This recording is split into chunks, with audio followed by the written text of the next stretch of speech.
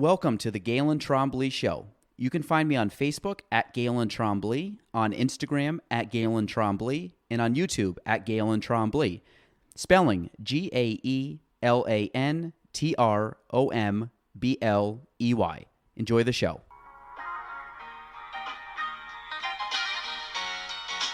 Welcome to the Galen Trombley Show.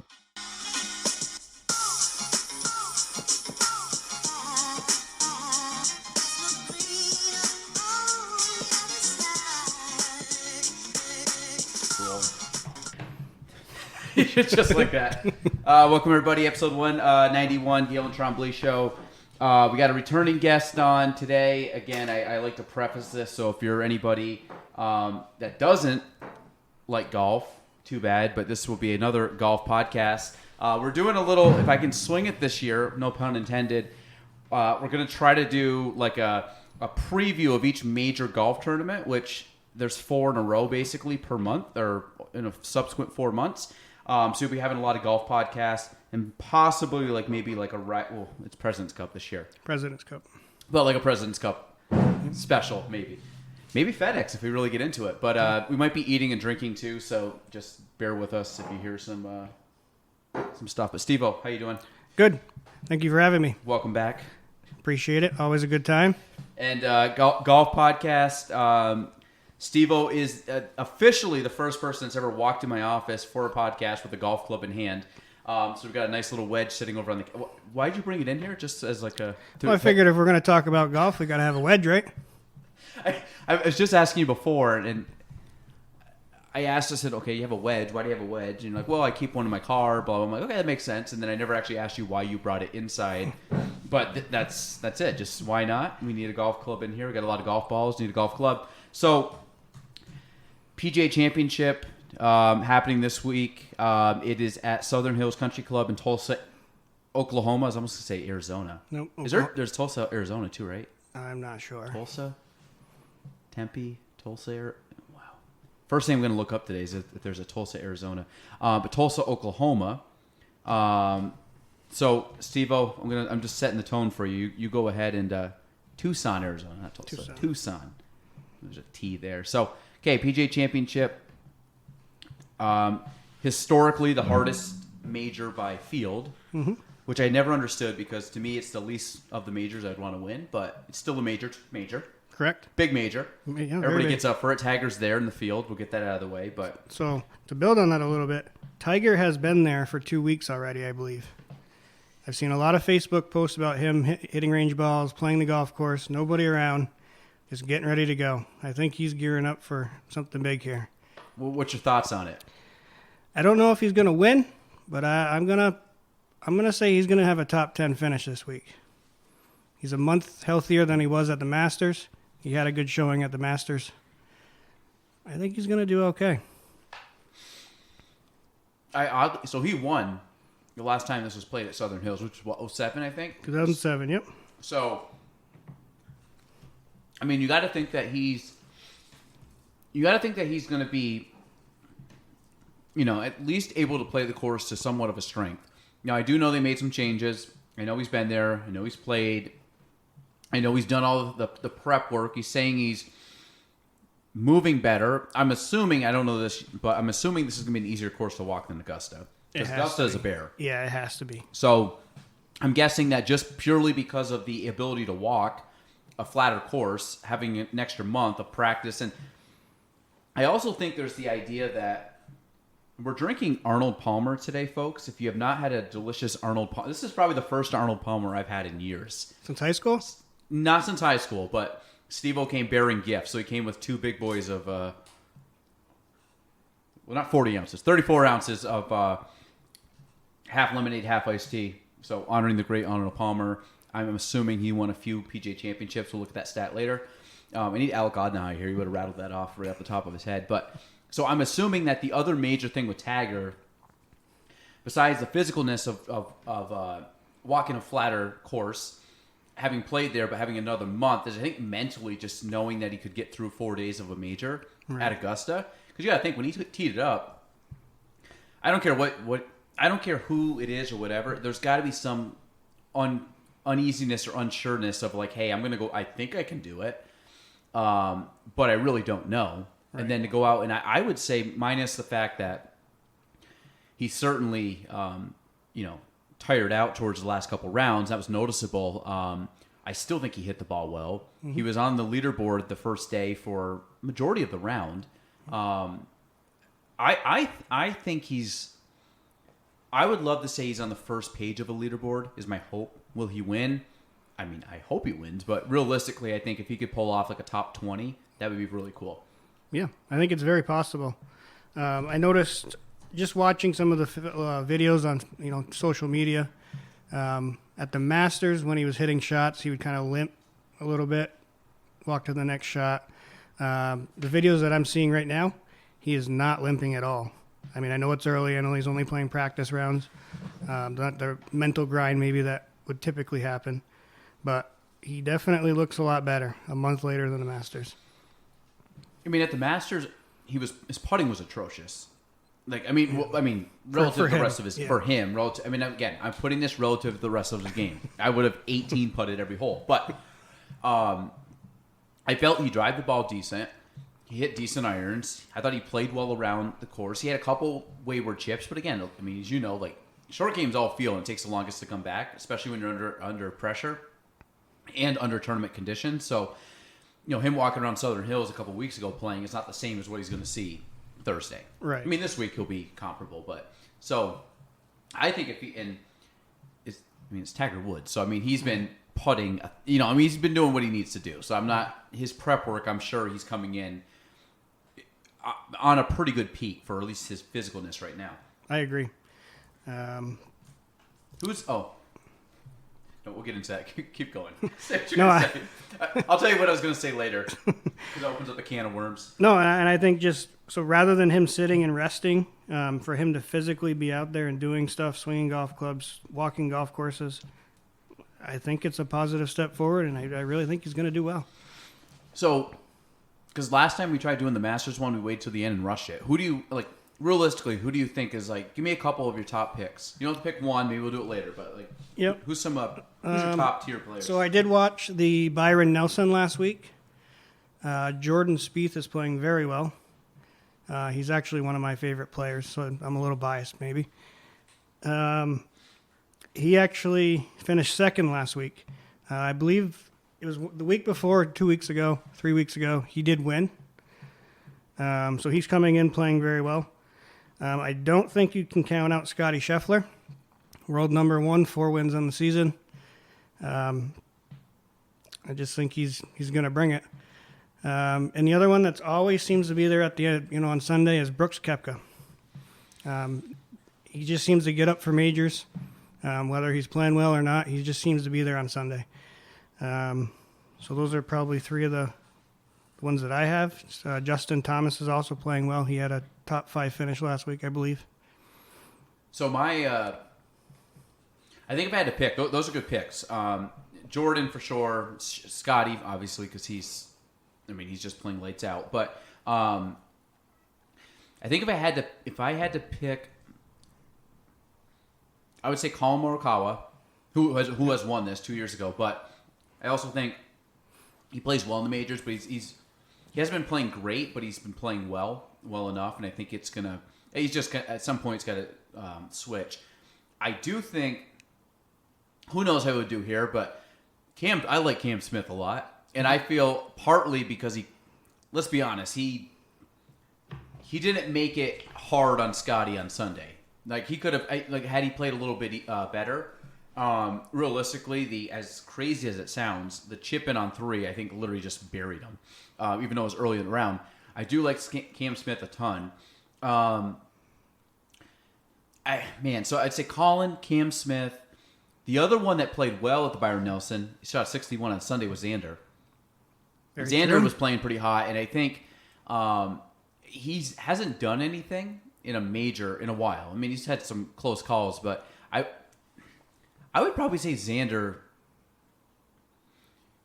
kind of rattling. I'm going through my brain of players that I think would be good contenders. Because I'm assuming this is kind of a longer golf course, 7,500. 7,556. Let me just see if that's the actual. At a par 70. Are they playing at 70 this year? That's what it says, yeah. I mean, Par 70, 7,556 yards. yeah. I mean, then I'm 2001 U.S. Open. Retief Goosen won there. I mean,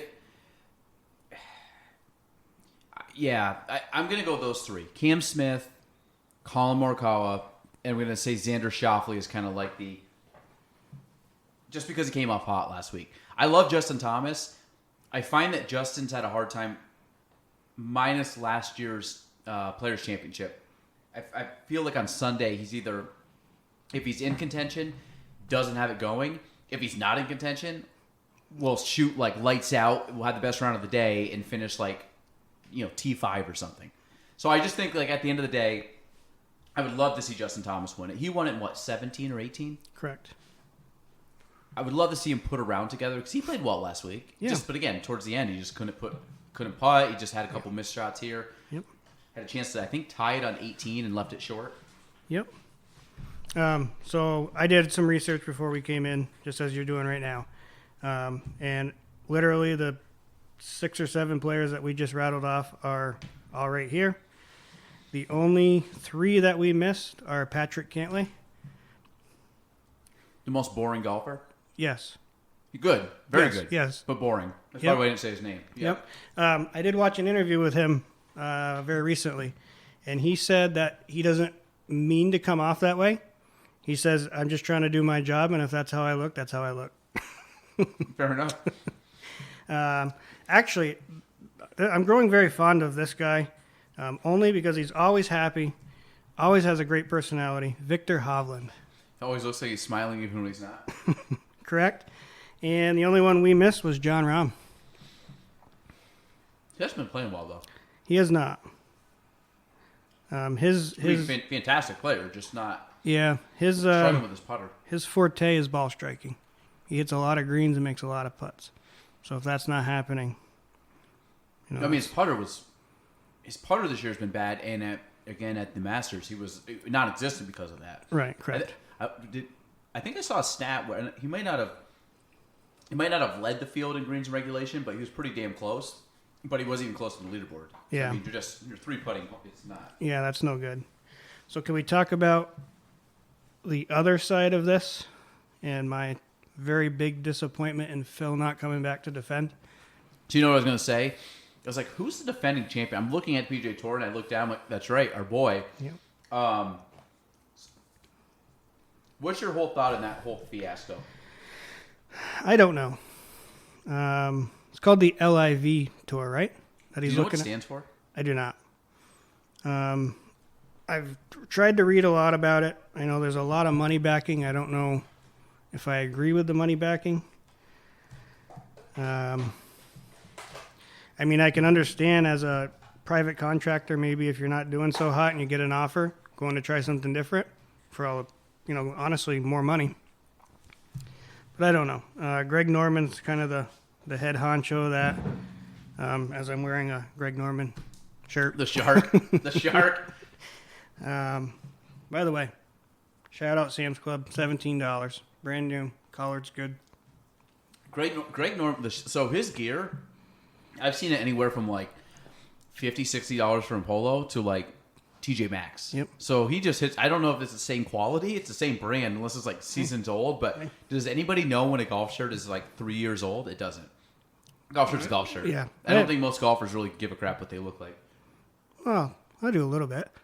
No, I'm saying like, if somebody walked out with that shirt and someone walked out with another shirt, there's no way I could tell like God, that was 5 years old. No, definitely Yeah, not. I'd be like, no, it looks like a golf shirt. You look good. It's tucked in, ready to impress. Let's go. Yep. The only thing I do notice is since I've been growing a beard for a couple of years now. Like you've had a beard. Yeah.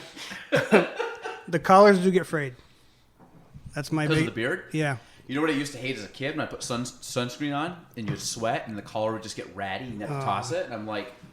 So, I do put sunscreen on, but I hate putting sunscreen on. I'm like a texture lotion guy. I don't like it. So, but sorry, keep going. LIV.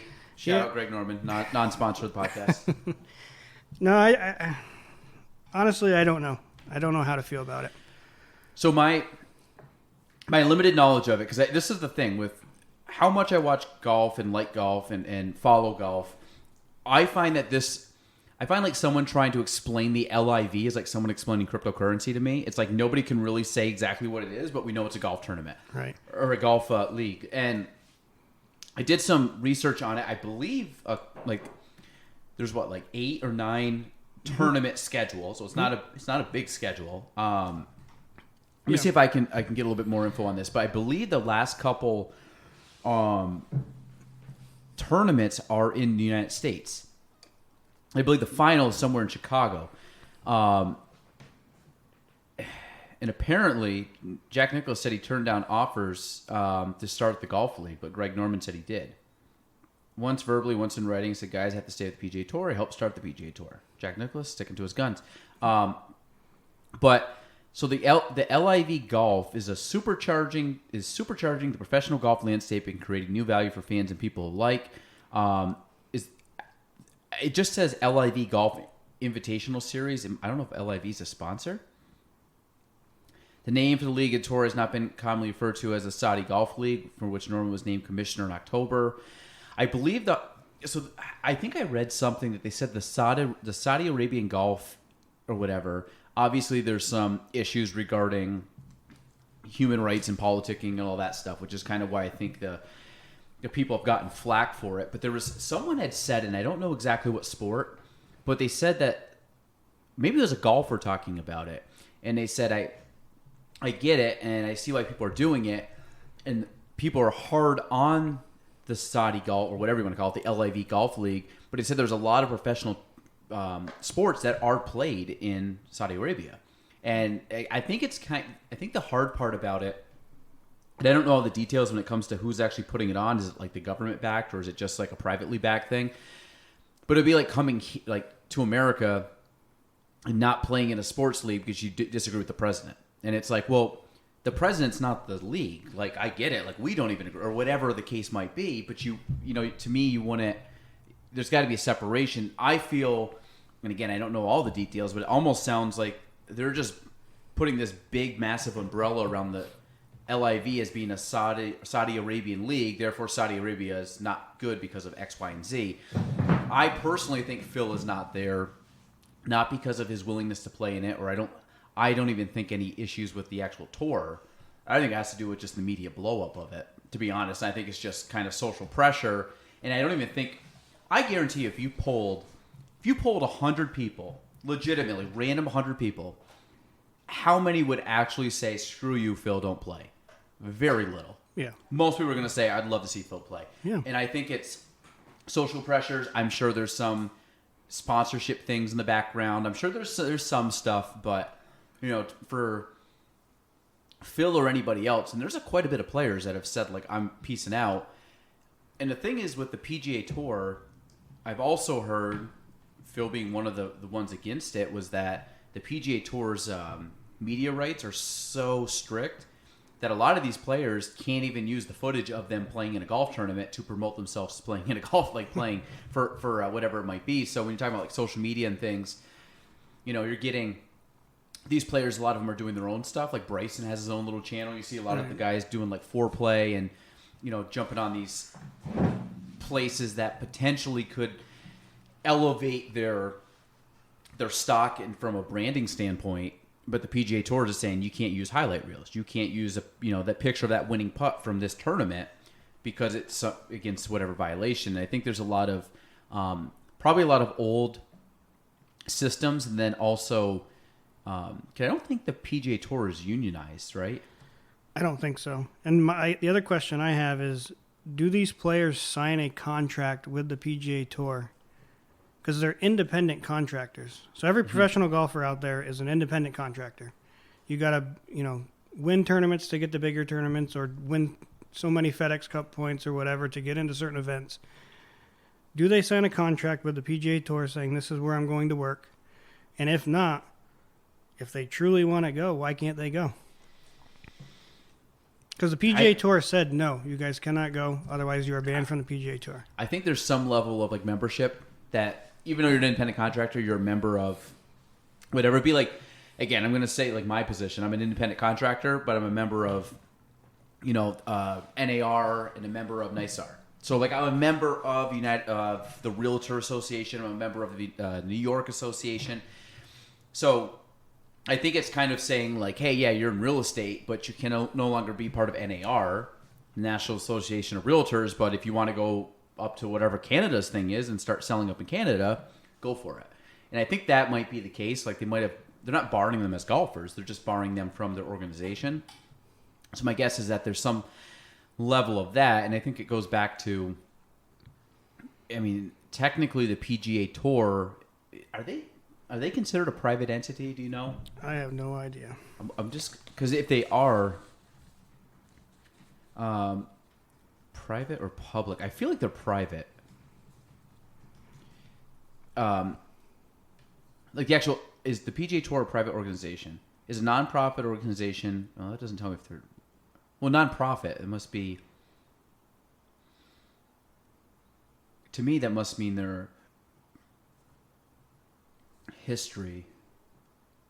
The only reason I'm saying that is like you have the idea of like when people take like I alluded to like say Twitter, like Twitter when they banned Trump. So they banned Trump and they wouldn't let him on. So then it was the idea of is it taking away his first constitutional amendment rights? Right. There's an argument for it. Because the way I look at it is if it was a private company, I care less what you do. You're private. As long as you're not breaking the law, and I don't know if that would even breaking the law as a private entity. A private entity is just like, we don't want you on our platform, but it's a publicly traded company. So therefore, if it's a publicly traded company and you're outlawing certain people from being on the platform, I don't know if that just goes against their guidelines or if that truly is something that you could go to the Supreme Court and say this is taking away someone's constitutional rights and you can't do it. So that's what I mean. This is obviously at a lesser extent, but you would think that is there something that's governing the PGA Tour saying you can't not let these players play? Part of me thinks they can though, because I think it's just an organization saying like if you want to go, that's fine. We're just not going to let you be a member of both places. Right. Yeah. I mean, I'm not one way or the other right now. I don't know enough about it to make an educated decision. If I was in their position, I mean, the historic value that the PGA Tour has, all the majors, all the great events that are out there, I don't know if I could go play another place if I had the ability to play on the PGA Tour. Okay, so it's called the Super Golf League. It's owned by LIV Golf, which is financed by the Public Investment Fund and the Sovereign Wealth Fund of Saudi Arabia. So I agree with Dead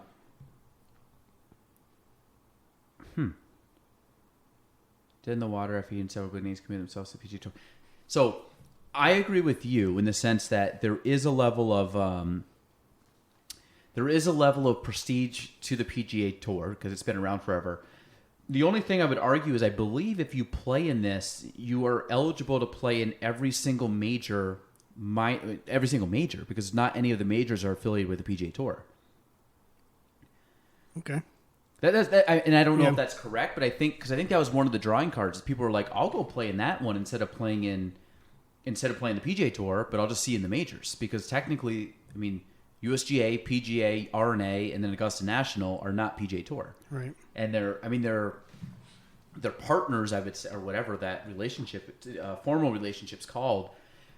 But I don't think that it would be something that I don't know. I personally don't think it's going to be something that is going to affect the major aspect. And I think for a lot of these players that are in it, like I'm looking at just a couple names like Ian Poulter and Lee Westwood have Sergio. Some of these guys that have said they're going to go play. I don't think they give a flying. They don't care if they win the Byron Nelson. They want to win a major championship. Right. So if they win I always see the venue and location. I don't know if the name of it. I was like the Pumpkin Ridge. No, it's Pumpkin Ridge Golf Club. So the first 8 tournaments scheduled, a prize money of $255 million was announced by Greg Norman. So this is the other thing is, okay, the 54-hole tournaments, so 54 holes, so 3 rounds will have no cuts and will feature 48 players drafted into 12 4-man teams with shotgun starts. Maybe it's just for televised purposes, like jam them all in. The first 7 events will have 20 million purses with an additional 5 million split amongst the top 3 teams. A team championship concludes the schedule with a $30 million on offer to top 3 players and additional 50 million team prizes. So your final one is at Trump National Doral, Miami, which they haven't played Doral in years. It's a $30 million purse amongst 48 players. So each player just teeing it up is going to average what 800 or 800,000 just to tee it up. So I'm assuming the winner is probably making like 12 to 15 grand just to win a tournament, which is the FedEx, which is higher than the FedEx Cup. So if I'm one of the 48 players playing, even the first one, every single week it's $20 million as a purse. I don't have a calculator on me, but what's 20 divided by yeah. It is going to... See, this is where the rain clouds are coming, Steve-O. I told you, this is getting dark now. Yep. We left before, and I was like, supposed to rain today, and it didn't look terrible. And I think you guys are going to hear the rain once it starts coming down. I can see it. It's going to be a massive storm. So, what's 20 million divided by 48? I'm just too tired to do that math in my head. $416,666. So, average. Average. So I wonder what the actual breakdown is from. But I mean, even if you teed it up and you were in last place, and you would make probably 100,000, 150,000. Right, compared to the 18,000 you make at a PGA Tour event, if you make the cut. You make the cut. Yeah. Yeah. This is just teeing it up, like literally just showing up, putting my shoes on, playing a couple rounds. So the first one takes place in England. Then it's Oregon, New Jersey, Massachusetts, Illinois, Thailand, Saudi Arabia, Florida. So majority of them are in the United States. Right. So even if you played only the United States swing, you're playing 5 of the 8. Right. Now it did say something about 12 to 14 events. I'm wondering who, like Lee Westwood, Ian Poulter, Sergio. I mean, Phil put into play in it. Right. So Kevin Na was one of the names thrown around. I wonder if there's an actual. I think there's a website. Yeah, LAV Golf. Just Got Real events, teams and players. 12 teams, 48 players, intense. It also looks like a pretty like cheesy like site, like the main site. Like, it kind of looks like I'm like showing up for like a music venue kind of thing, like signing in for Coachella here. But the I don't think it has any. 12 teams, 48 players, 54 holes, 8 events. No cuts, shotgun start. It's ensuring a faster and more exciting pace of play. Now, the other thing with shotgun starts, though, you take away the idea of leader in a tournament really doesn't have the advantage. Right. So that will be a little different. So basically, it's going to be go play as well as you possibly can, go after everything, shoot the best number you can, and then we'll see where we are after that. This is...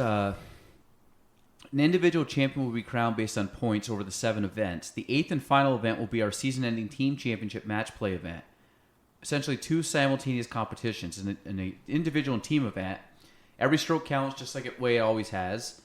A fast start is even more important. Okay.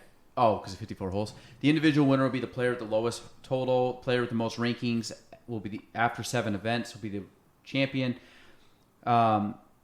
Team event is where the scoring gets even more exciting. Over the first 2 rounds, the best 2 stroke play scores will count for each team. So it's 2 count, 2 thrown away. For the third and final round, the best 3 scores will count, with the lowest overall team being named the team champion. And then it said the team championship will be the 8th and final event of the season. There'll be a seeded 4-day, 4-round match play knockout. I am assuming as the individual is also being played. Will feature 12 teams of 4 players. Teams will be decided via draft the week of each event. Since each event will be made up of a different field, each team will have a live-appointed team captain who will select their 3 open team positions via a snake draft format. The captain will be one of the 4 players, and he'll have to set up the lineup, choosing the scores that will count and act as the on and off-course captain for the team. Huh. So does the captain not play? It sounds like the captain plays. The captain will be one of the 4 starting players, but will also have the responsibility to set the lineup each week, choose the score that will count, which I'm assuming is just your 2 lowest. So that's not a hard job, and act as an on and off course captain for the team. They'll have unique logos, colors, names, and just like other sporting events. Basically, long and short of it is there's a lot of money at stake. Right. I don't know. Kind of to go back a little bit to the leaders, I wonder if, because it is a 3-day event, right? Mm-hmm. So you play Friday, you know where you stand. You get grouped with the people you're playing well with, or I don't know. You know, according to score. Oh yeah, the draft has me. The draft kind of has me a little bit. Oh, here we go. Oh, it's coming down. This would be a rain delay right now if we were playing. But I think, I guess my question would be is if you're, like if you were to play with a draft and each week you would switch the teams, is it just the 8 captains that technically would win? Like what happens if I'm drafted on the team, week 5 you're drafted on the team, and every week there's 4 players. By the time we get to the final round, we could have had 20 people on this team. But you could have been drafted on that other team. So, like, that's what I don't understand. I wonder if it's because I don't know. Maybe you get the weekly money if you're on that team. But they said there's some type of season-ending championship for the teams. Yeah. So the captains, obviously. And then 3 players, but like to me, you pick your 3 players at the start of the season. You just roll. Right. That's your squad. That's your season team. This makes it sound like each week you're grabbing new guys, so it's more like, does it just matter towards like the final week? So it's kind of like luck of the draw. Yeah. I don't know. It's very. So I guess back to PGA talk because the whole idea was that Phil's not playing, was in the field up until what, a week ago, Yeah, but yeah, last week. and then just backed out. It was kind of almost depressing because we haven't seen him play golf since what, February? I think it said February. Was it that? I feel it was actually later than that. You might be right though. He kind of got like blackballed like very early. He's only the 3rd player to ever not try to back his win At the PGA? at the PGA. So we have Tiger Woods in 2008. Was he injured? Because there's no way Tiger's not trying to. In 2008? Yeah. 2008 he won. 2009, you mean? He might have had back surgery. It says Tiger Woods 2008, and then Ben Hogan 1949. Oh, wait, this is the PGA. PGA. Oh, you're right. My bad. The U.S. Open he won. August he didn't play. Yep. That's right. And he would have been Southern Hills would have been the one he was well, he won at Southern Hills. Right. Of course, having it this year. The next year, oh wait, wherever they played it didn't defend that one. You're right. 2007, 2008, Padraig Harrington won at Oakland Hills. Yep. I remember that very well. Beat Sergio on a. Actually, I remember watching. I know exactly where. Yeah, Ben Curtis. Ben Curtis was runner up. Remember that name? Ben Curtis, I do. Ben Curtis. I remember going. So I'm actually looking back. So 2003, I went to the PGA in Rochester. I was at Oak Hill, and Sean McKeel won that tournament. Remember that name? Over Chad Campbell. Very vaguely. Sean McKeel. Like some of these, like I remember, like we start like watching these guys play and stuff. Like just how many of these guys you have no clue. Like they're like one hit wonders basically. Yeah. Rich Beam. Did Rich Beam ever win a tournament but the PGA? Maybe 1 or 2, but not many. Professional wins. He had 4. He had 3 Yeah. in the PGA Tour. Okay. Rich Beam. Rich Beam's minus the PGA Tour win. His next top whatever placing ever was 2003 Masters for T15. Like he wasn't even sniff. I mean, now granted, he was on the PGA Tour, so I can't totally crap on him. But he, wow, Sean McKeel. Like this is the thing. When you start looking at these guys, like Sean McKeel had 3 professional wins. Sean McKeel's even worse. So Sean McKeel wins. He's won on the Korn Ferry. He's won on the Asian Tour. He's won on the European Tour. And he's won on the PGA Tour. Once in the PGA Tour, the PGA Championship. So That's not a bad right one, there. Not a bad one to win. Not a bad one to win at all. Yeah. So he minus that, his best finishes were the 04 Masters, tie 22nd, and the 2010. Wow, 2010 U.S. Open. He played that late, tied 22nd. Open Championship, tied 35th. After experiencing months of fatigue, mood changes, and poor play, he had low testosterone. Well, I mean, PGA champion though, so. You know who's actually making a good comeback is Keegan Bradley. Yes. Yep. Didn't he kind of like, I mean, he won in 2011, won over Duffner. Duffner guaranteed had a dip in his mouth. But Keegan Bradley, like he's been pretty good lately. Lately, yes. But it's been probably since then, he's been non-existent. Well, he was non-existent for a stretch there, but wow, this is when you start looking at like the runner-ups. That's the crazy thing. Like the person that won, but then who was the runner-up? Rory McIlroy, 8-stroke win at Kiawah. Remember that? That was fun. And then a 1-stroke win over Phil at Valhalla. That's Rory's last major. Yep.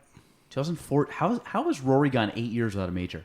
I don't know. I actually did, again, see another interview with him talking about that. He said he feels... So he's winning golf tournaments, just not majors. So he says he feels like he's playing good enough to win.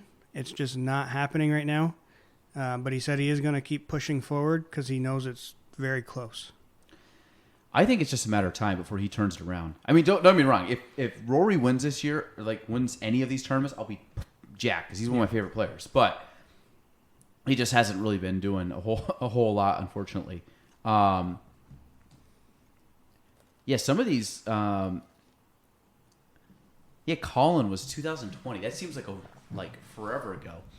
And then Phil, by 2 strokes last year. Yep. What is Louis Oosthuizen might go to the league too. He's one of the rumors. Rumor mill heading out. And he's playing well right now. Yeah, and what about Francesco Molinari? Because I'm just looking at old stats. Justin Thomas beat him, but Francesco Molinari was like lights out for a few years, and then now he's non-existent. Yeah. Because he won the Open? He did. And then he gave Tiger a run for his Masters win in 2019? Yeah, I mean, he dunked in the water, but yeah. He's had 10 wins, 3 PGA Tour wins. So, hot topic. What do you think about Harry Higgs? Love him. Me One too. of my favorites. Love it. Harry Higgs, by the way, early leader at the Masters for about an hour, and then he kind of slipped back. The thing I like about Harry Higgs, I've talked about this before. Now, part of this is just because their willingness to do all these like podcasts and all these like media things. But realistically, if I had to pick, give me some guys that would be just fun, just like fun to go out and play. Now, don't get me wrong. I'm sure a lot of these guys are good guys, and we've talked about like Phil Taggart and Rory are like my players if I had to pick. I don't think a Phil Taggart Rory group is going to be as much fun if you went Harry Higgs, like Joel Damon, Kevin Kisner, Pat Perez, like some of these off the wall characters. Andrew Beef Johnson. The Beef, yeah. Like I think if you look at some of these guys, I would have more fun just take Damon and Higgs at 16 at the Waste Management. Like, I mean, Joel Damon's shirt was off and he was whipping around on the green as beer is showering down, and then Damon runs off, grabs a beer off the ground and drinks it, and then throws it down and runs off to the next hole. I'm like, Rory, Taggart, and Phil are not doing that. No. So like my thing is like, you're talking about fun, like just like I'm in the point in my life stage, like I like to have fun when I play golf, and I think those guys epitomize fun. So I'm a big Harry Higgs guy. I agree. I love it. Is he the guy on? Who's that guy? No, right there? that's boring Patrick Campbell. Oh, I thought it was like That's not Harry Higgs. no, definitely exact opposite. No, I love it. Shirt's unbuttoned. We got the hat on, the longer hair. We got the Avery Eaters, hanging halfway off the face. The open shirt. We're just ready to go. Also sponsored by Dude Wipes. I remember the first time I saw Harry Higgs. It was a PGA tournament. I don't remember which one. and he's in the fairway. Like, oh, we got Harry Higgs, and he hits a wood. So it's a par 5. He hit maybe a 3 wood or 5 wood from the fairway. Whatever. I mean, I watch golf most weekends for I'll put it on like background and watch it. And he gets up and he hits, and then they look at it, and it's this heavy-set guy with the black aviators, shirt unbuttoned, just like strolling down the fairway. And I remember thinking, first thought in my head, I'm like, who is this douchebag? Like, this guy looked like country club, just like not a guy you would ever want to talk to. He just looked like one of those guys. I'm like, who is this jabroni? Like, how did he get on the PGA Tour? Obviously, he can play golf, but he's a mess. And then you start to learn, like, no, he's actually one of like the nicest people. I think he's great. I love the look. It's not traditional, which is a great. Looks like you just strolled in from a night out on the town, ready to go. What? I wonder. Let me see the odds of the PGA Championship. Like, wonder what is. I just want to see what Harry Higgs' odds are. So PGA Championship odds. Who do you think the favorite is? Have you seen it yet or no? No, I have not. Let me go to an actual the Vegas Insight. I make it sound like I know. Go to FanDuel. We'll go to DraftKings. I'm gonna say. Even have a top 5. I kind of like that. Wow, interesting. Just because of the year, I gotta say it's Scotty Scheffler. So, what's even more fun is when you go all the way down to who's like the last place person. Oh my God, they're like. Well, don't forget there's PGA professionals in this too that you probably never will hear of again. Correct. Yes. So if we go down. Wow. Is Jason Duffner just like not playing right now? What's up with him? He's a plus 50,000. Because I was going down from like all the last place guys that are like so far down, and then I wanted to go up and see like who legitimately is like Jason Duffner's 50,000. He's like one off from the worst. So it was a bunch of 50,000s, a bunch of 250,000s, and one random guy, Alex Beach, at 100,000. I don't know why he got the special treatment, but John Daly. These are notable guys. John Bailey, Rich Beam, Sean McKeel, Wai Yang are all 250,000 to 1. So, or to 1, whatever the plus. I don't gamble. So, but if we go down through, Ricky Fowler's in the field. How'd he get in the field? I mean, I'm glad he's in the field, but Matt Wolff too, falling off the face of the earth. There had to be some kind of high finish at this tournament recently. For him to do that? Maybe last year? I don't know. The top whatever must get invited back. Yeah. Wonder. Let me see last year. PGA Championship 20? Or one of the wins that he's had throughout his career exempt him for so many years of the PGA Championship. Harry Higgs is definitely in the field because he got tied for 4th last year. Ricky Fowler tied for 8, so it must have been previous year's top 10. That's what he's playing on. How did okay. Okay, so number 1, some of the. I'm actually really looking for Higgs here. He's actually Tiger plus 6,500. Same as Sam Burns, and Sam Burns is top. Tiger Woods is the same as Tyrrell Hatton, Sam Burns, Corey Connors, Bryson DeChambeau, Adam Scott are all at the same. Ooh, I don't know if I agree with that. And Tony Finau, for some reason, is at plus 6. Bryson's not gonna do anything. He's injured, right? He must be healthy enough to play. He hasn't played since the Masters. He had finger surgery. Where is Higgs here? Where's our boy? I'll tell you who the top ones are. I got to figure out what we're giving. What's the line on Higgs right now? How did I miss him? Is he not playing? I hope he is. Oh, this is gonna be I don't think he's playing. Oh, he is playing. He's plus 40,000. Oh, I put some money on that. Harry Higgs tied for 4th last year. So if we put tied for 4th, playing in Oklahoma, went to SMU. He's playing pretty similar conditions and courses to what the big man's used to. I don't know what that means in gambling, so I'm gonna look it up. I think it's if you put. So if you put $100. I think if you put $100, you would win. No, if you put like $1 down, you'd win 40,000.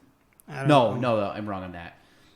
The numbers are too great. I think if you put 12, I don't know. Plus something means if you put a certain amount of money down, you win a certain amount of money. Like I understand horse betting. Like if you have a 40 to 1 and you put $1 down, you'd win $40. I know that, yeah. Yeah. So if you have so then you get like a 2 to 1. So you put $1 down, you win 2. Right. It's double your money. But I don't know how it is in sports. Like you see it a lot with like MMA. It'll be like this guy's plus 700 or whatever. Yeah, I don't. Someone's screaming at me from listening to this, but I don't gamble, so not a vice I have. Top 3. You said Scotty Scheffler? That was my guess, yeah. I'll give you a top 5. So this is plus 12, plus 12, plus 12, plus 14, plus 14. And I'll do a bonus. We'll do a Baker's 5. I'll make it a dozen. Plus 2,000. What do you... You said Scheffler? Scheffler? Give me 6 guys. I'll go up to 6. So then it starts to get a little congested. All right. So Scheffler? Actually, you know what's funny? I keep going. Sorry. Unfortunately, Cantlay. Farther down you think. Spieth, Thomas. Mm-hmm. I'm going to put Rahm in there. I wouldn't have guessed that, but yep. One more? 2 more? 2 more. Well, 1 more guess, but you've gotten pretty good.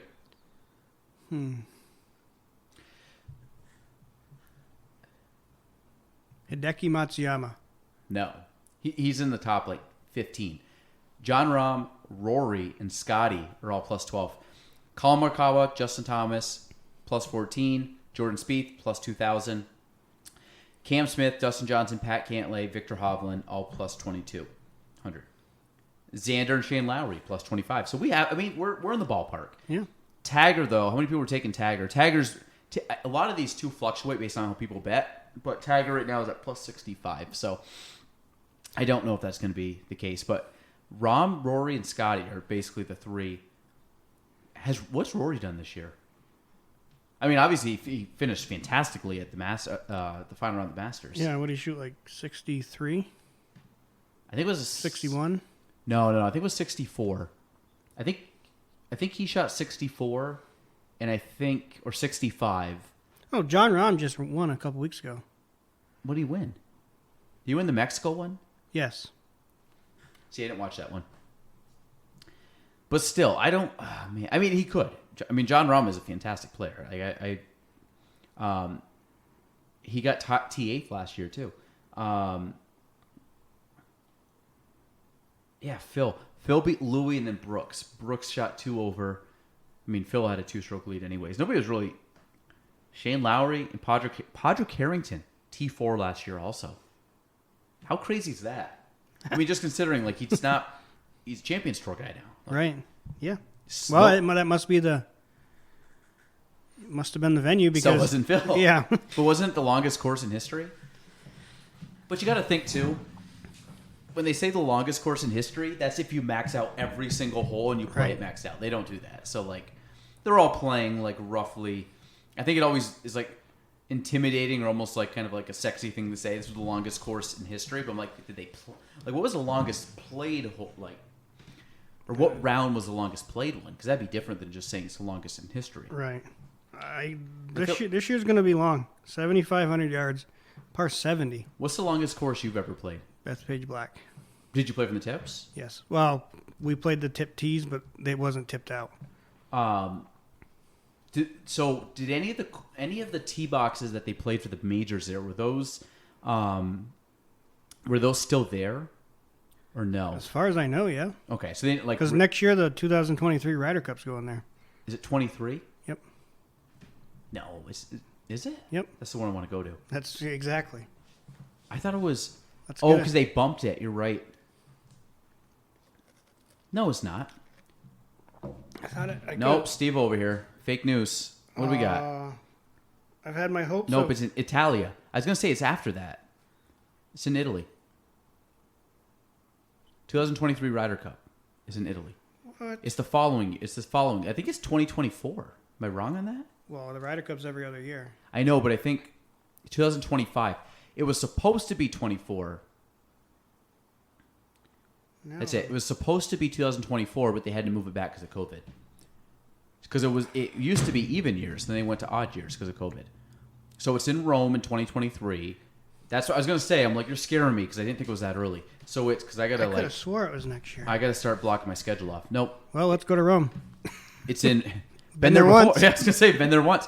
Marco Simone Golf and Country Club in Rome. Then it's Bethpage.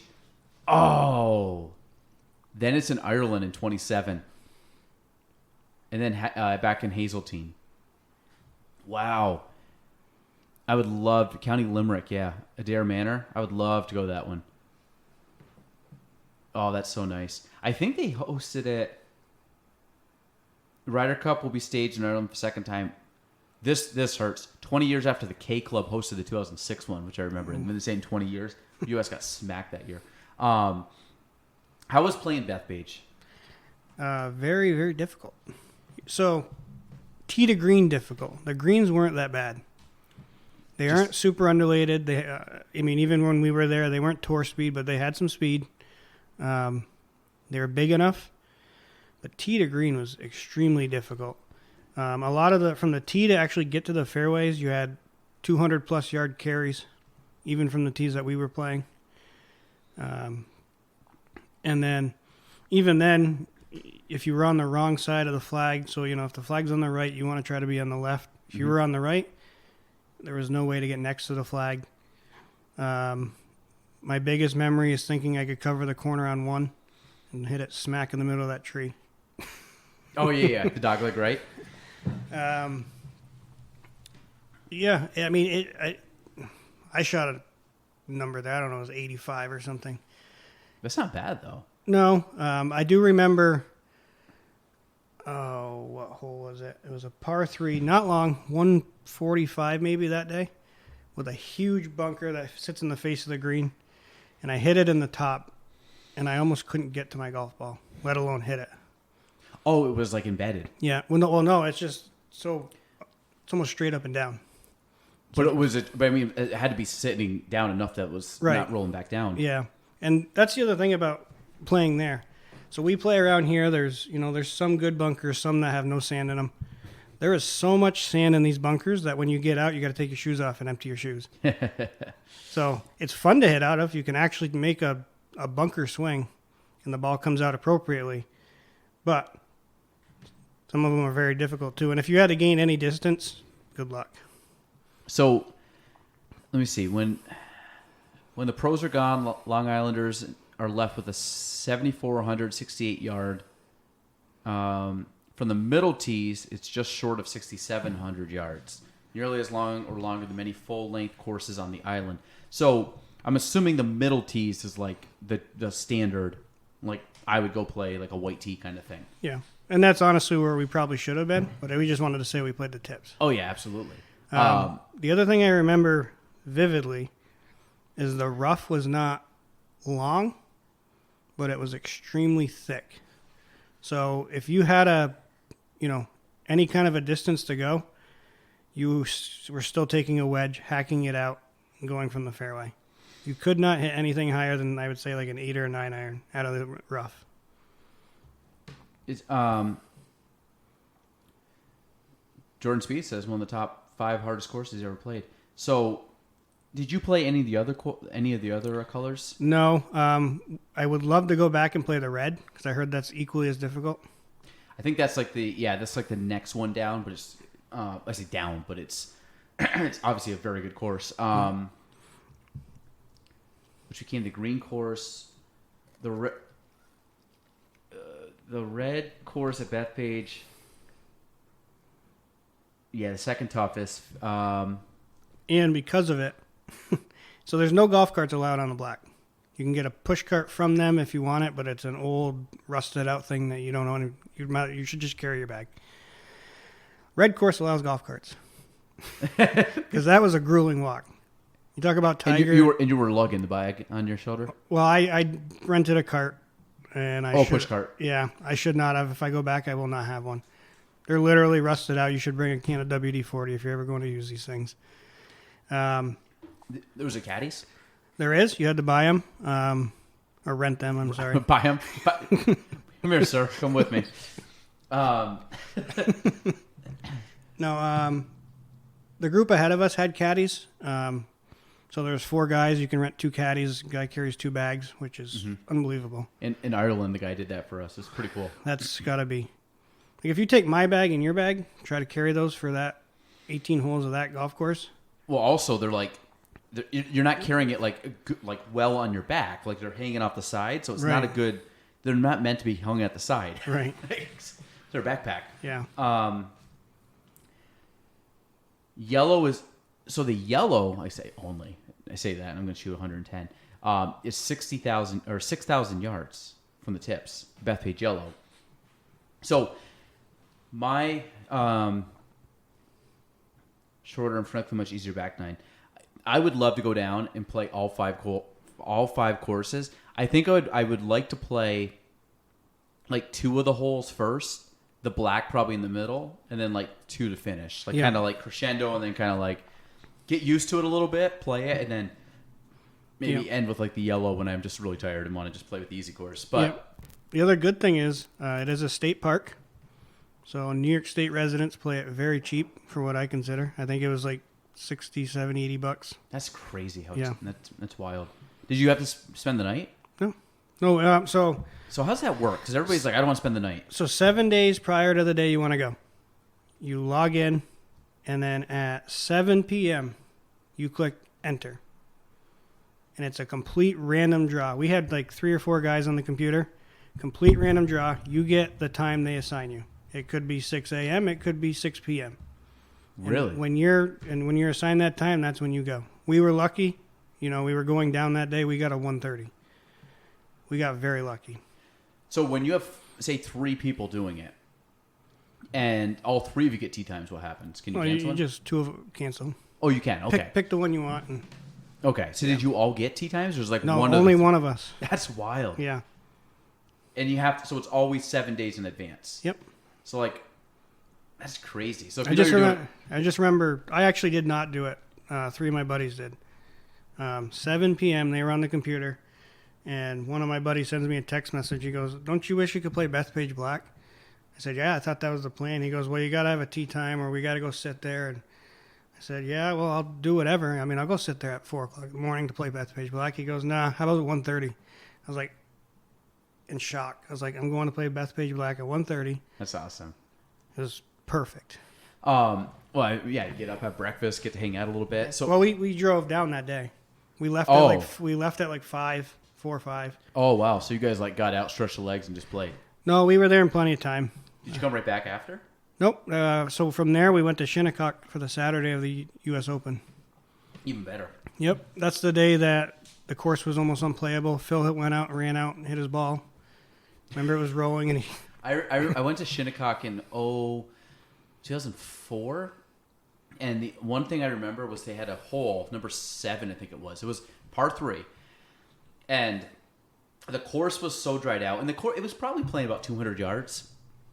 The course was so dried out they could not land the ball on the green.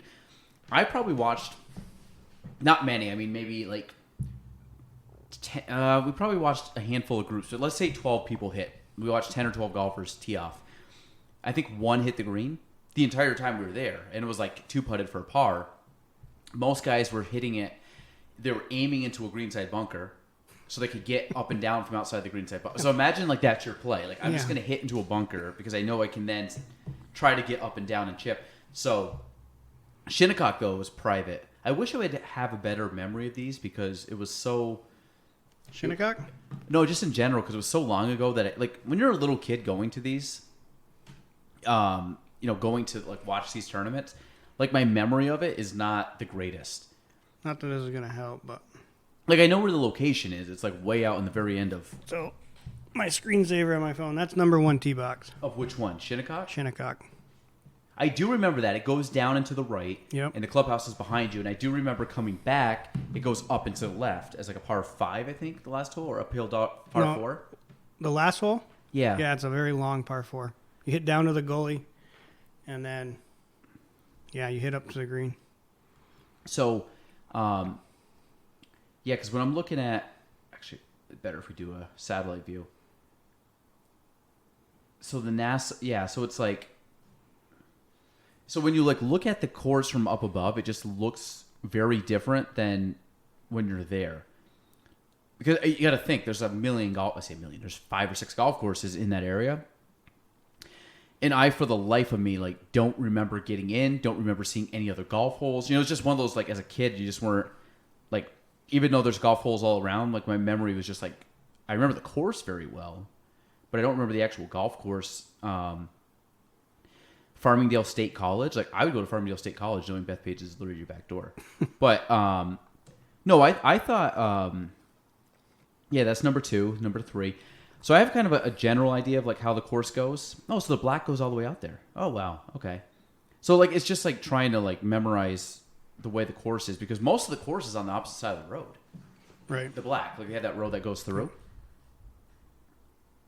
That's pretty cool. I wonder which one this is. But like, so Shinnecock though, I think Shinnecock is if you go all the way down, it's at the very far end. It's on Long Island, isn't it? Yeah, but like Bethpage is more towards the city. Yep. And I say more towards the city. It's like on the, what's that, Nassau side? Mm-hmm. And then what's the other, Suffolk County? But if you go down, yeah, so when you go to like the Hamptons, you talk about the Hamptons, those are at the far end of Montauk's all the way down. But if you go down, the southern part is all the Hamptons. Yeah, West Hampton, Southampton. So it's in Southampton. Bridgehampton, East Hampton. I'm pretty sure it's in, yeah, Shinnecock. But Shinnecock's actually in the north side. But I remember going down and you drive by National.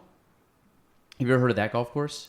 National? The National Golf Links of America. That's another very prestigious one, but they didn't play. Shinnecock's where they hosted the tournament. But, yeah, the National Golf Links of America. And then there's Sabonic. I'm probably pronouncing that wrong. So, I mean, there's some, like, very prestigious golf courses down there. Obviously, Shinnecock's the one that hosts the major, but I would love to go play one of those courses because it's got to be, it's definitely like a link style out there. Yeah. Kind of feels like probably like you play in England or Europe. Other than Bethpage. It's kind of linksy, I guess. What but Bethpage is the one I would love to play. Have you ever played any of the ones like going down 87?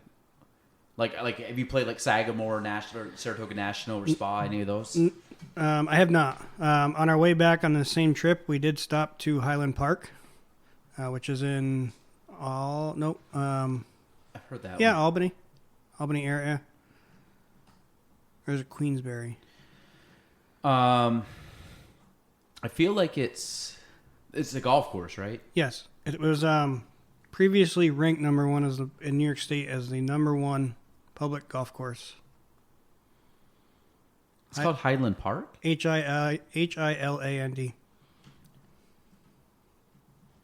I don't know. Maybe it's not the one I'm thinking of. Is it definitely called Highland Park? Yep. And it was. Oh nope, got it right here. Is it Highland? Highland? Oh, it's not. Oh, there's no GH. I spelled it wrong. Yeah, Hiland. Yeah, you're right. Highland Golf. It's just north of Glens Falls. That was the. What is it? The public course? Not recently. I think it was like 2005 or something like that. It's in Queensbury. Oh, that's not bad. That's literally right off of 87. Mm-hmm. I feel like I've heard that before. I've never played it. How was that course? It was fun. It's short from what I remember. Very, very nice. Greens had some speed to them. Couple tight holes, couple wide open holes, but just very pristine. Like, I wonder if Nick's played that course. He must have. He doesn't live far from here. I mean, like his actual like apartment or house or wherever right. he lives. Huh. What's your favorite golf course you ever played? My favorite golf course. That's a tough question. It's hard to say because like you grow up and you play certain courses, so you have like nostalgia, but you have like the love for like your favorite, whatever course Yeah. that you ended up like just you grew up playing. But then, I mean, I always enjoy going up to Malone. okay. I've played both sides now. The East is the tournament side, I call it, because that's where we always play the Masters North. But the West is just equally as fun. I just like,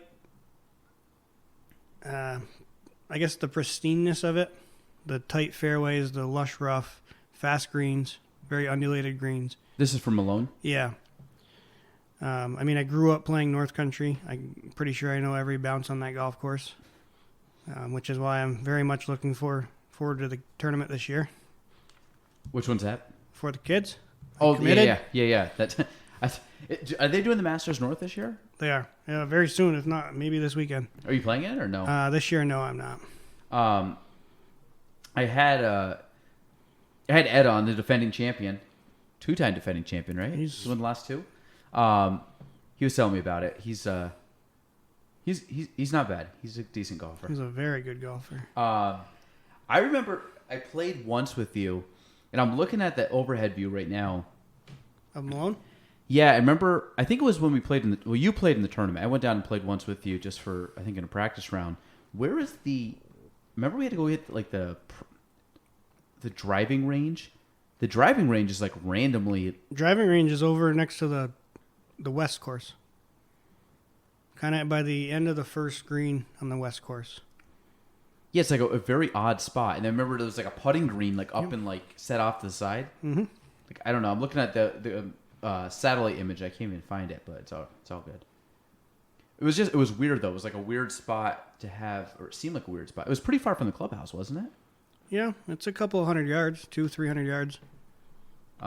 Another, not to change the subject of the golf course, but another very good one that I only played for the first time last year is Champlain Country Club over in St. Albans.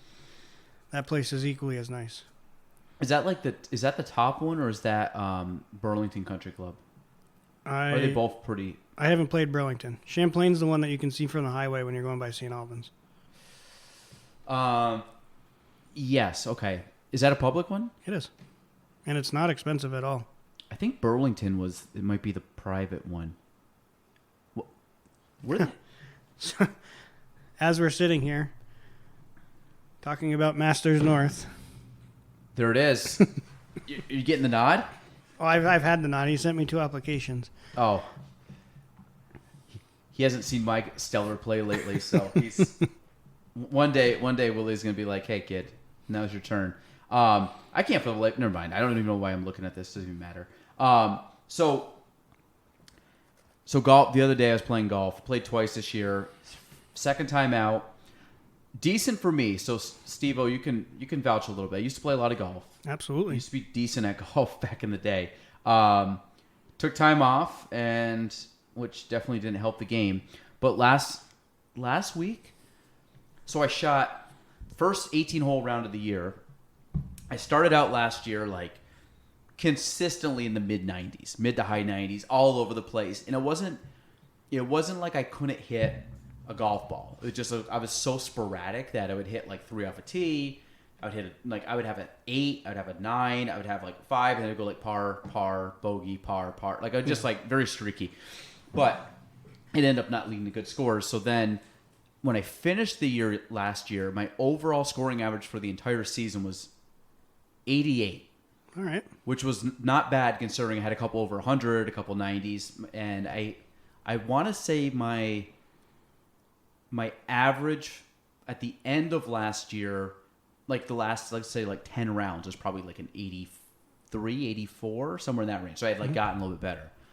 So the other day I shot an 86, first round of the year, which I will be happy with, and I had 2 penalty drops, but I did not hit 3 off the tee once. I hit an iron into the water on a par 3, so that didn't help. But it was whatever. I think I doubled, but I only hit 2 greens the entire day. So the short game's okay. It was scrambling hardcore. I think I hit 7 bunkers. Was not good. Ball striking wasn't great, but I was still able to so part of me is like I kept the ball in play most of the time. Mm-hmm. Screwed some stuff up. Didn't chip in. Had 2 birdie putts. Missed them both. I made one putt outside 10 feet. So it was just like nothing. There wasn't a lot of like weird scores where like I had these weird chip ins. I was like, everything was pretty much earned for like an 86. But my goal this year is I want to get down inside single digits again, handicap. Yep. And I finished the year around 12 last year. So I'd like to get down to maybe like a 8 or 9. So you're not far off.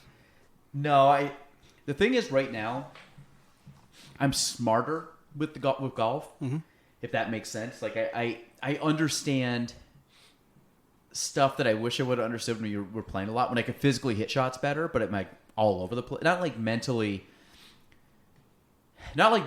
a bad player, but just like course management wasn't good. Yep. Like par 5 was driver 3-wood as far as you could get it, and then just like live with the consequences. Where now I'm like, I mean, there's like when I play bluff, I usually play bluff now, but I don't think I hit a driver number 4 and number 17. I will hit a driver sometimes, and then I would say most of the time. You don't hit one on 3? I'm saying sorry for par 5s. Oh, okay. But yeah, definitely on 3. Yeah, three's the toughest hole in the course, in my opinion. But but most of the courses I don't have to hit a driver off of, but when you're a kid, you're like par 5, pull the driver. Like how many times did I hit a driver off of 18? And I'm like, why would you ever hit a driver off 18? Because you have like, if you hit a good drive, you have no like you're hitting a wedge up over, right, which makes zero sense. So like, it's just as I've gotten older, I've realized like I can hit shots where you can play to a number basically. Yep. And of course, when I was a kid, which I mean sounds natural now, but when I was a kid, I was just like get up to the green. I'm like, well, no, if I'm really good at like a certain distance, let me just hit wedge versus trying to be a hero and hit a cut whatever from 220 out and knowing that I'm most likely going to drop a ball somewhere. Right.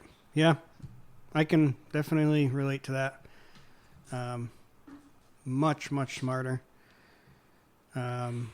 Like missing sides, get like you talked about, like not short siding yourself. Like the other day when I shot the 86, like I missed shots, but I missed them minus a couple times. Like I missed in good, like decent spots where I had room to get up and down. Right. So to me, it's like if I can get off the tee and play smarter, I will be okay. Last year I couldn't get off the tee. Like I couldn't hit a driver, save my life. And even like getting off a tee, like if I was hitting irons, I was great. If I had to have a wood or a driver or something, I was probably hitting 3 off the tee, like averaging 2 to 3 times a round. Not good. Doesn't help the scorecard. No, not at all. Somebody once told me, and it's probably the best advice I've ever gotten, very hard for me to do, probably for anybody to do, is play every single shot you have at the middle of the green. There's no green out here in this area that we can't 2-putt. And if you get lucky, your ball falls towards the flag. Even if it goes the other way, you're still on the green, you're still putting. So, you know what, I think it was, I think Ed said this last time, or a week ago, 2 weeks ago. He goes, it's kind of funny. He goes, just if you play at the middle of the green, he goes, you probably have a decent birdie putt. Like if you were to truly hit the middle of the green, right? Based on just how big greens are. I mean, even with that said, I think I never really aim for the center of the green because I always want to give myself leeway towards the opposite side. So I'd actually rather, like if it meant like hitting at the center of the green, but then being all over, I don't know. It's kind of. Do you have one dominant shot though? I don't. That's the problem. Do you hit a fade or a draw? I don't. It's honestly like whatever's working that day. My natural tendency with irons typically is a draw. Yeah. With all my woods, fade. Like I have never been able really to turn the ball right to left on a drive. Even when I used to play, it was always pretty straight or slight like fade out. Irons, it would always right to left. I would love to play a fade. You what do you do? So I can go either way. My natural shot is a draw. But you can hold it off and. Oh yeah. So it's more. So the way I do it is a little bit more open with my body, a little bit of a weaker grip. Mm-hmm. Make sure that club is at least neutral, if not a little open, and just make a standard swing. The ball should start out hopefully online and fall that way. How much? What's the difference in yardage? Well, it really depends on the wind. So But I mean, if I'm saying like stock shot, if you take a 7-iron, you want to draw it or fade it. What do you play number wise? maybe 10 yards difference, Okay. 10 to 15. Because that's always like, so you kind of have like your stock and your fade, your stock, or you kind of ballpark it. Like, Yeah. Like say your 7-iron goes 170, 175. You might be able to draw it closer to 180 or fade it closer to 165. Right. Yeah, that makes sense. Yep. What's your most reliable club in the bag? You'll be surprised to hear it, but right now this year, after only a handful of rounds, is my putter. That has never been the case. This year, the putter has saved me so many times. It's incredible. But typically, my wedges are pretty solid. Typically, my driver is pretty solid, but this year's been terrible. I got to work at it. I don't know what it is. Yeah, I would say wedges probably. Trying to flight the golf ball. I was gonna say wedges from like just all over wedges, not just chipping, but like actual from the fairway, full swing. Yeah, half swings. So I'm comfortable full swing. I don't ever take a full swing wedge actually. So like if I have 100 yards, it's a nice, just over 3/4 sand wedge. Okay. My sand wedge is 54 degrees. Mm-hmm. I have a nice 3/4 gap wedge, which is 50 degrees, 115 to 120. That's about right. So one of the things I was working on, like I was trying to practice my wedges. Of course, I was talking to Ed, and Ed's talking about like low high. I'm like, okay, I don't have all the like. I'm just trying to hit like distances on one trajectory because I'm just as basic as I can do it. But the whole idea was if I can get, I was trying to get used to just yardages with certain clubs, like knowing like I'm gonna kind of like the clock system, like I'm gonna kind of swing ballpark somewhere and then try to get a wedge. And I found out my 50. Now this is what I call like almost like the Tiger Woods, like that straight back, straight through, but like no extra speed. It's just back through and just whatever, just let like the loft of the club dictate and the swing length. My 50 is a ballpark about 100 yards.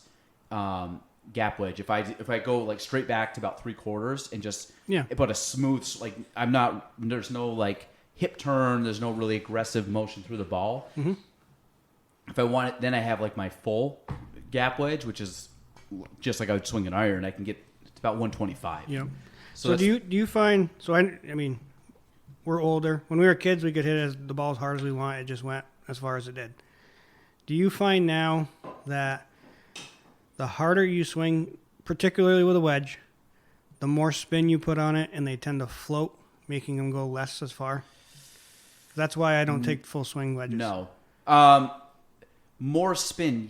I don't know. See, this is because the more spin you put on the ball, the higher it'll go. Yep. And when it gets to a certain RPMs, it just floats up and it'll fall straight down. I've never had I'll be honest, my wedges have never, from a distance wise, I'm pretty good. So if you're like, okay, you gotta hit my sandwich on a full sandwich. And I know a lot of people, like you said, like don't take full swings, but if I took a sand wedge and swung it like I was going to swing a pitching wedge or a 9-iron or whatever, it goes about 115. And it's pretty close to 115, give or take a few yards, depending on just how I hit it. Yeah. I find that the pitch that I was just saying, I typically have a higher ball flight, I was just coming back and going through.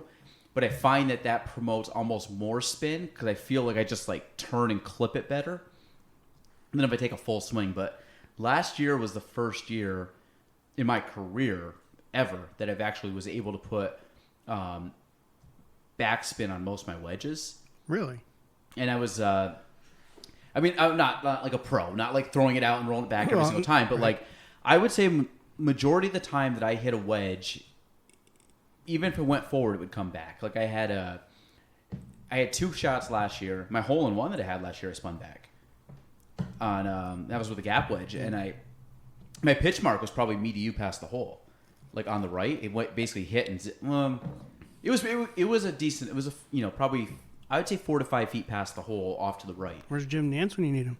I know. I couldn't see the ball went in. I couldn't see it because it was tucked behind the bunker on 9. But on number 16 at North Country last year, I hit the ball pin high, middle of the green. It spun back off the front of the green onto the fringe. I can see that. And then I made a 30-foot putt for the for the birdie. But it was weird, like, because grew up so many years of just like never hitting the ball first. And I'm just basically it's just staying more centered on the ball and not getting. As a kid, you're just like trying to put everything you can into it, and you're all over the place. Yeah. Which makes me wonder how back then I was able. I mean, you were the same way. Like we just like swung out of our shoes to hit a golf ball, but I think we just played so much that just our hand-eye coordination had gotten so good. I just know for myself, like if I was to watch myself back then, I had some good technique, but even now I would look at it and be like, oh, like meaning if I could do the technique I had now, but play as much as I did back then, I'd be way better. Right. I'd smoke myself. But when you're playing 5 days a week back then, it's like all your bad habits aren't as magnified as my good habits are. Any good habits I would have now. But so are you playing any tournament golf this year? Yes. There potentially will be a remake of the Corona. At North Country? Actually, next month, I believe. It's to be determined still. So I'll play that. I will play the Club Championship, Tupper Lake Open, Craigwood Open, and I'd like to look into the Whiteface Open. I've never played that one, but that sounds like a good one. Yeah. Is that stroke play? It is. Actually, question for you, because I'm actually playing Tupper Lake this year. Tupper Lake is great. The only time I've ever played Tupper Lake was with you. So, do you remember the... I don't remember anything about this course. I remember 2 things on the... I lied. I remember 3 things on this course. I remember that the practice green was on the right side and was very slopey. I believe, like on the right, just past the clubhouse on the right. I don't remember what the clubhouse looked like. I remember that I want to say it wasn't number 1. It might have been 9, 10, 11, something like that. I remember, I think you told me, don't hit as far as the yardage because it doesn't play that long. Take 2 clubs left. And it was a par 5, I think? Yep, number 11. It was 11, okay. And it goes away from the clubhouse? Yep. Or kind of. I remember getting up. I took probably driver. Here we are, probably, 17, 18. We're probably 17, 18 years old, 19. When we were there? Yeah. No, God, no. I was going to the tournament at that point, so... We were in high school? No, we were well out of high school.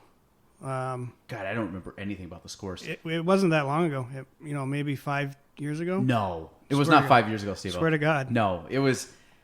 There's no way. Inside of 10, then. What are we now, 30? There's no way. I'm telling you. So we went up there when you were, out of college? Yeah, I was playing the tournament. It had to be, I'm going to say less than 8. No, absolutely not. Yeah, I know for a fact it wasn't less than 8. I know it was. No. The reason I remember this, I'm just going by my time with my wife. This is not my wife's fault, but since I've been with her, I had not played a lot of golf. So, I know 8 years would have been well before that. My guess is it might have been 2010, 11, somewhere in that range. I wasn't going to the tournament then, though. And I don't know if were you playing in the tournament or we just go play? That's the only time I ever go up there, and I would not have known that golf course if I didn't go. God, I don't remember. This course... It was just a road trip. Was it a practice round for me to go play the tournament? I have no clue. I almost feel like we went up and played the tournament, and then you had to go, you were playing in it later in the year, and we went up and played it just to practice. But again, I remember you vividly telling me on that hole, don't hit it as far. So you must have played the course before. Yeah. And I ended up hitting 2 great shots. It would have been great if I would just flub one. I hit 2 great shots, and of course flew the green into the woods, even though it was yardage was saying whatever it was back then, 230 or something, and it probably played 190. Right. Threw it into the woods, and I remember then coming back was a par 3 up the hill. Yep. And I think we both hit the green, and we probably... Did it spin off the front? Yeah, I walked away with a triple. And I remember hitting a good shot off the green, and I think I chipped 2 or 3 times up on the green and kept rolling back to my feet. Yep. So it's mountain golf. What you see is not what you get, unfortunately. Was number 11 that was the one? Yep. Was the par 3 right after that, though? 12, yep. Oh, there it is. That little devil. Yeah, you go up and then the trees are in the back. Yeah, actually, you know what? You know what's cool? If you go on Google Maps, they have this little... where's the tool?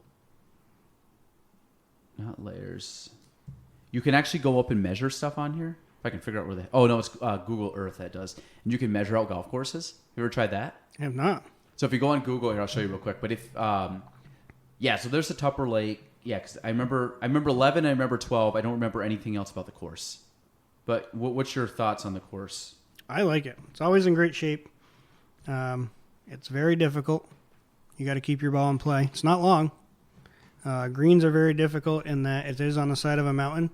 So what you see is not what you get. You got to realize where you are on the mountain and relative to the lake.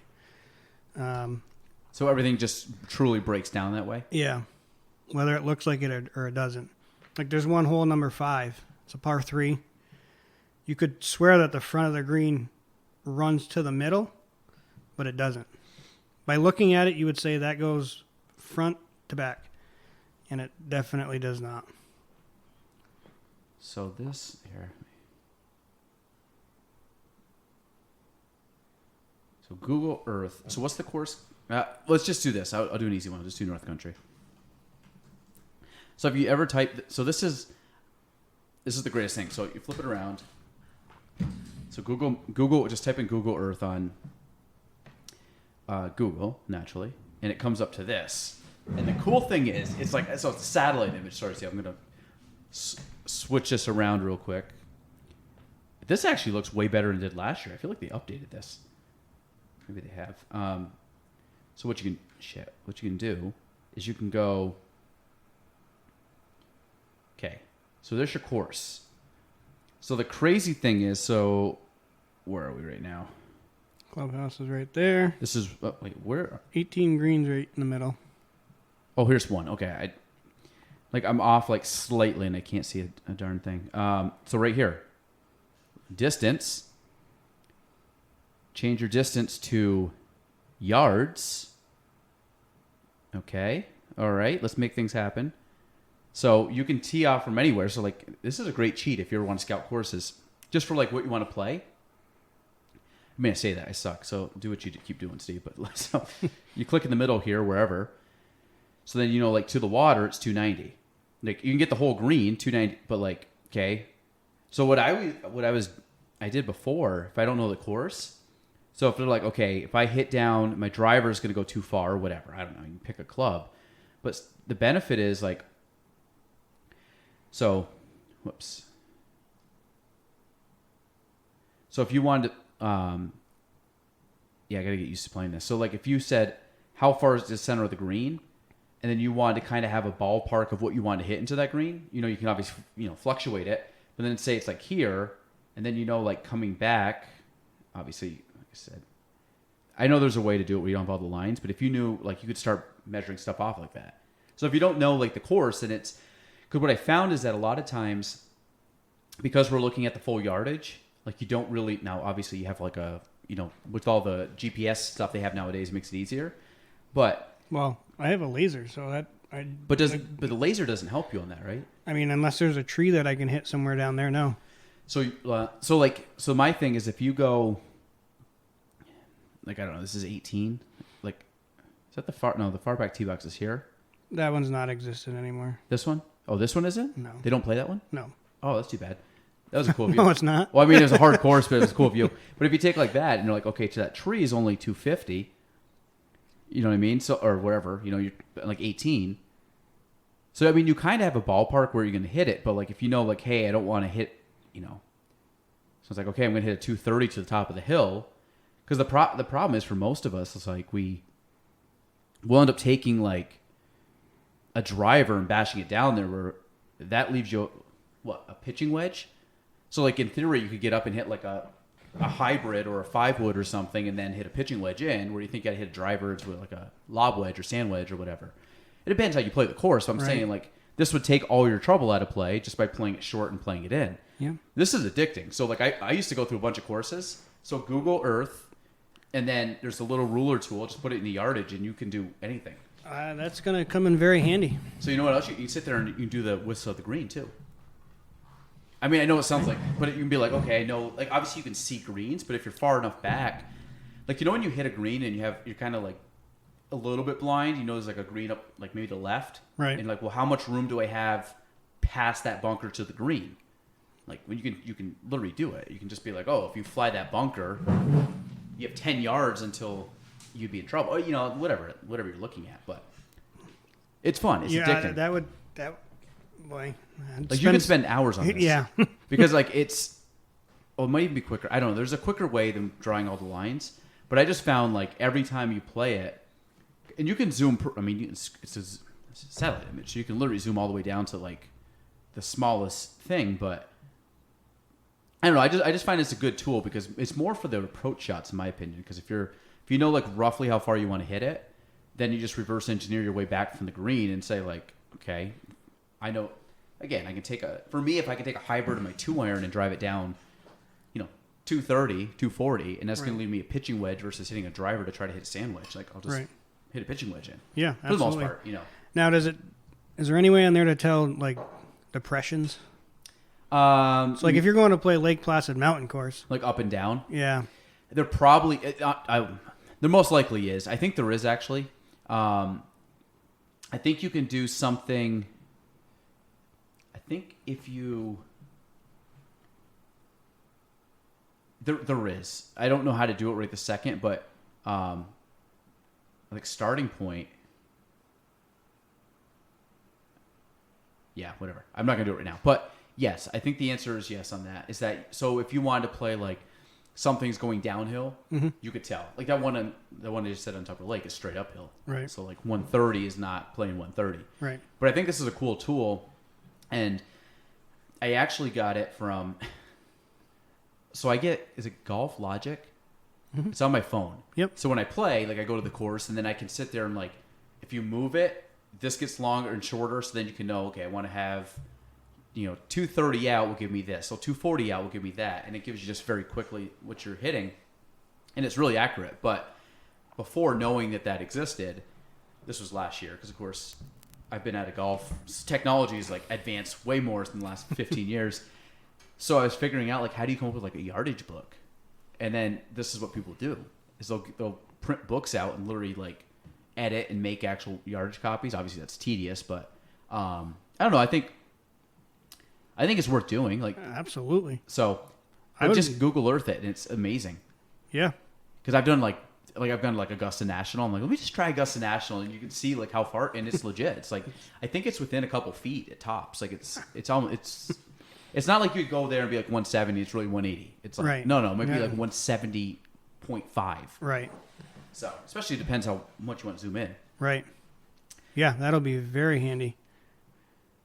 It doesn't really help. So this is the other thing too. Like I can sit there and try to course manage my way around the course, and then I still will like chunk an iron, and then all of a sudden it's like. But I do think if you're a better player, and this is the thing that I'm realizing more that I didn't when I was a kid, was like playing to yardages. Like you hear about course management, but back then it was like take an iron off the tee, and that was it. Like don't hit a driver, just hit an iron. Like well, what's okay, but. If you didn't know what you were actually hitting to, or you weren't like I never hit a ball to realize what my next distance was. I just would hit an iron because it was narrow, but I didn't realize that left me 230 out. I'm like, well, then I need more than that. Right. So I think there's like obviously when you go play like Adirondack, like that's a totally different ball game. Yeah. Like there's not many drivers going on there. I mean, how many drivers do you think of Adirondack realistically? 1, 2. You would hit off one driver? I usually do. Gets me down to like 50 yards. It's just a little pitch to a green that slopes towards us. That's not too bad. I was actually thinking 4, maybe 5, because 5 is to me is a 3-shot par 3-shot par 5. So 1, I typically when I'm at Adirondack, I'm playing a scramble, so that doesn't help anything. No, take scramble out. You're playing your own ball. Yeah, scramble. I'm hitting driver every hole. I mean that's like that's. I don't know. I would probably hit a hybrid or a 3-wood on 2. Just trying to shape it around the corner. Yep. 3, 4. 4 is driver all day long. Yeah. It's wide open down the gut. Yep. 5. I'm thinking 5 you could hit I don't hybrid know. or 3 wood or long iron. It's Yeah. when you go on this and look at it, like I guarantee you, it'll be like you could probably hit 5 iron, 8 iron, and have a wedge in your hand. You know what I mean? Like realistically, Right. And yeah, 6 and 7, no. No. You wouldn't. I mean, you wouldn't have to. You could if you wanted to, but Right. 7 you couldn't. 7 would be tight. 8, yes. 8? Par 5, right? No. Adirondack? 8's par 3. What am I thinking about? 4 and 5 are par 5s.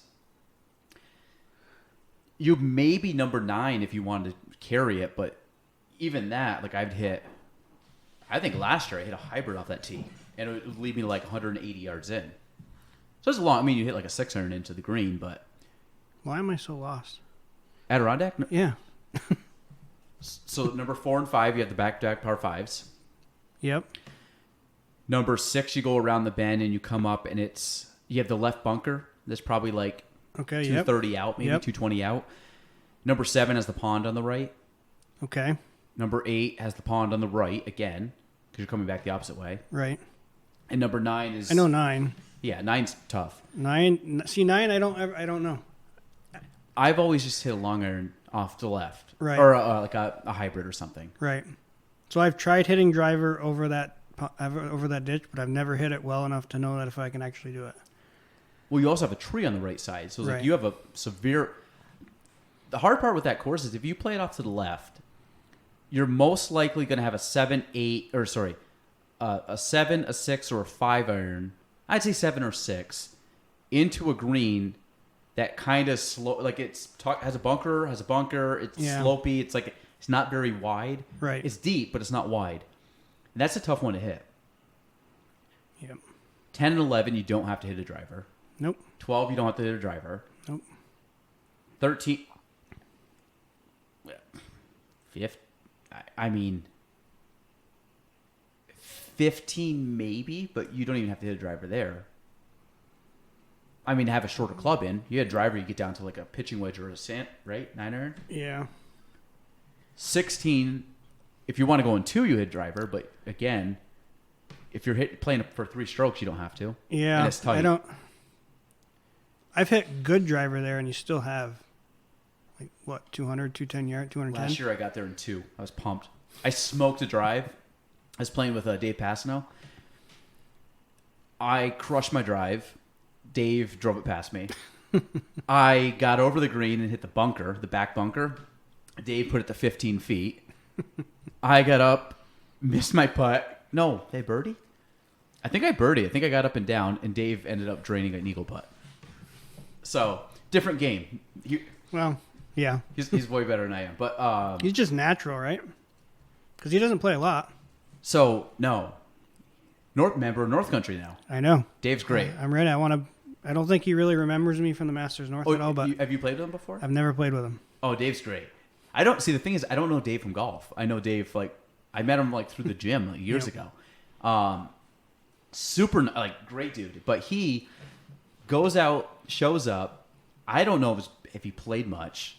He pulls up, he's got this old bag with his name still on it. Love it. And he comes up. He pulls out his clubs. He ends up telling me that the clubs he got were just given to him by a guy because he didn't have any clubs when he was training, coaching this guy. Gave him clubs, but they were not fitted for him. They're secondhand clubs, and he went out and shot par at Adirondack. That's nuts. And in typical Dave fashion, and I was he's just good. He's very natural, swings great. He hit probably 5 or 6 drivers the entire day. Just because he wanted to, and every single one, I would guess, was easily 275 down the middle. Number 4, he had a 9 iron into the green in 2. He went driver 9 iron, missed his birdie, missed his eagle, tapped in birdie. It was just he missed. He was just very good. He hit a lot of greens in the fairway. He had one bad hole, and he hit I think it was 13. He had a bad. Kind of pulled it into the left, knocked down a tree, came down, and hooked it around down front of the green, chipped up and down for par. I was like, I mean, again, for people that don't play a lot, like the feel and stuff, but he's still, he can just hit a ball really well. He's good. He's a very natural player. We played a lot as a kid. But him and Jeff Marsden doesn't play at all, and he can go out there and do the same thing. That's what Ed said. Yeah. I've never seen Jeff play, but I mean, you see him always on the leaderboard at Masters North. Yeah. He lives in Chazy, right? Yep. He works at Drew Poultry. Yeah. He's one of the foremen. Did he play? What did he do for golf before that? He played college golf at Plattsburgh when they had a team. Which they disbanded, 3 years before we went to college? Right. Because I was like pumped. I'm not gonna play high school golf. I'll play golf in college. That would have been awesome. I think. So Ryan Lee tried out for the. Have you ever heard Ryan Lee's story about the golf team? I have not. So Ryan Lee, friend of the podcast, good, all around good dude. He told me that he went and tried out for the. I might have the numbers wrong slightly, but you'll get the gist. Tried out for the St. Lawrence golf team. Now Ryan's a good golfer, and goes out and shoots like you had. I think you had to break a certain number to make the team. Like that was tryouts. Like just got to break a number. He gets out and like butchers the first 9, like 47. I think he said he shot a 36 on the back 9. Missed the cut by 1. They didn't let him make the team. And I was on his back 9. So I'm like, to me, if I had a kid that came up and had a 47 and had like a 36 or whatever the numbers might have been, I've been like, maybe it was had to break 90 or 80, whatever it was, and he missed it by 1. But he had I think he shot par on the back 9, but they wouldn't let him on the golf team because he completely exploded on the first 9, which is like wild to think about. Yeah, and I'm surprised a team like that has like a one-day tryout. You'd have to get Ryan's full account, firsthand account. This is like a big fish story, but I just know that he ended up shooting really bad in the front, shot almost, I think it was par on the back 9, and missed whatever they had to get. He hit. They had to break break 90. He shot 90. It was one of those deals, but he had had he I don't even know. Who knows? But I've played with Ryan quite a bit to know when Ryan's trying to play good golf, he can play really good golf. Yep. When he's concentrating. So. Oh, I witnessed it firsthand. Oh yeah, he bushwhacked me in that pretty good. Yeah, wild. So, Steve-O, before we wrap this up, tournament. Who is your pick? Who is your? We've thrown names out. We got to get back to the golf. Who's your top pick? Who do you think's going to win? Who's your dark horse? Top pick. I got to go with Jordan Spieth. All right. He's playing very good lately. T2 last week. He's due.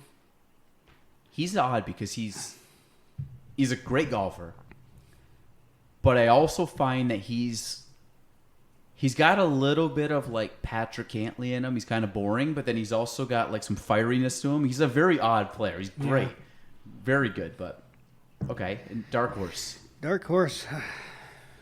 I don't even know who's in the field in the middle. Want me to pull up the PGA odds again? Yeah. Who do you want? Someone that's what's our rule for a dark horse? Outside the top 20 rank, maybe. 25 or 30. Okay, I'm gonna stop at let's. I don't know. I'm just picking a number. Billy Horschel. Okay, so anybody. Top 2 players, Billy Horschel and Max Homa, just for the purpose of this, are plus 5,000. So we're gonna go anybody outside of that. So maybe this is around the 20th person, ballpark. So your top ones ranked, Billy Horschel, Max Homa, Tony Finau. And then you starts going in. But you have Corey Connors in there, you have Sam Burns in there, you have Tyrrell Hatton, whatever. Keegan Bradley, Louis, Sergio, Tommy Fleetwood, Abraham Answer, who usually plays pretty well. Done. Which one? Tommy Fleetwood. You think? Yeah. Dark horse, done. Tommy Fleetwood. I'm like, really? Well, I didn't know who was actually in the field, so I like Tommy Fleetwood. So I've heard several times that I look like Tyrrell Hatton. Yeah, he's got the chin strap. Throwing clubs lately. I have not. mean, Keegan Bradley's played pretty well. If I had to look like just at this list right now of like, I mean, Tiger's in there too. Right. Tiger could be your dark horse. I don't know. I'm gonna say Louis That's your dark horse? Oosthuizen. Because he shows up for majors. He's second place last year. I think Keegan Bradley would be a decent one too. Oh, who's my pick though? God.